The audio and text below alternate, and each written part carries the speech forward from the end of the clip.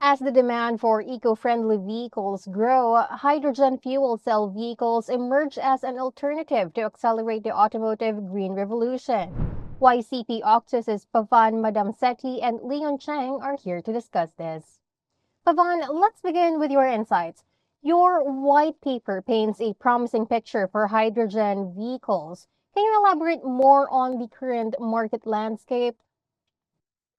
Yeah, absolutely. So, as we have shown, we are very positive about the growth in the hydrogen fuel cell vehicles market. So, we anticipate that the market would grow from roughly 23,000 units in 2024 to reach roughly 353,000 by 2034. So, this shows a growth of roughly 28% CAGR over these 10 years. And if you look at the breakdown in 2023, APAC is having the largest share of the hydrogen fuel cell vehicles. Predominantly, three countries, that is China, Korea, and Japan, make up majority of the share of the hydrogen fuel cell vehicles. And innovations usually come with challenges. Can you explain the biggest challenges in hydrogen vehicle adoption globally? Sure. So we see four major challenges, starting with the infrastructure. So for the hydrogen fuel cell vehicles to really take off, the entire ecosystem has to be developed, starting with the production of hydrogen. So there have to be investments made in the production facilities of hydrogen. Then you need storage facilities. Then you need pipelines that are laid to ensure that there is supply all over the region. Then you need the refueling station network as well, right? So this is the entire infrastructure investment that is needed. Second is the commercialization aspect. So right from the raw materials to the components currently in across the value chain of the hydrogen fuel cell vehicles, we see the cost to be very high. So this needs to come down. That is the commercialization aspect. The third one are the technological advancements that are needed.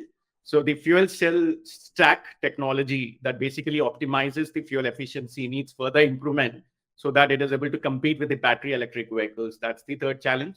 The fourth one is we need more of public-private partnerships. So if you look at the ecosystem that needs to be developed, the commercialization aspect, right? So it needs a lot of investment. So both the government as well as the private players need to step up their investments to grow this sector. How about for you, Leon? Do you believe that the governments around the world have been taking active steps to improve the situation? Yes, the governments are definitely stepping up.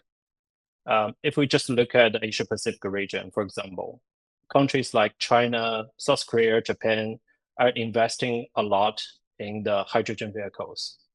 For example, Japan government offers big subsidies for buying hydrogen cars and also installing refueling stations. South Korea aims to have 2.75 million hydrogen vehicles and 1,200 refueling stations by 2040.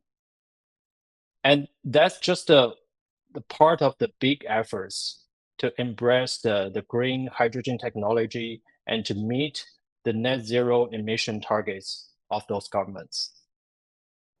Now, just a follow up on that, what is the stance of various original equipment manufacturers on hydrogen vehicles? I would say overall, the OEMs are quite optimistic about the hydrogen vehicles. If you look at the big brands like Toyota, Honda, Hyundai, they're all investing a lot to making hydrogen cars more viable. And in China, most of the focus are on commercial vehicles, and they already seeing some success there. On the other hand, you have companies like BMW, Daimler, they also active. But some, such as Volkswagen or Stellantis, they are more cautious about the near-term potential of hydrogens. So I would say overall, it's a mix of enthusiasm and caution in the industry. Thank you so much for joining us, Pavan and Leon. Looking forward to having you both back on the program. Thank you as well. Pleasure is all ours.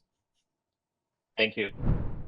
Once again, those were YCP Octus's partners, Pavan Madamseti and Leon Cheng. For more news, visit manufacturing.asia.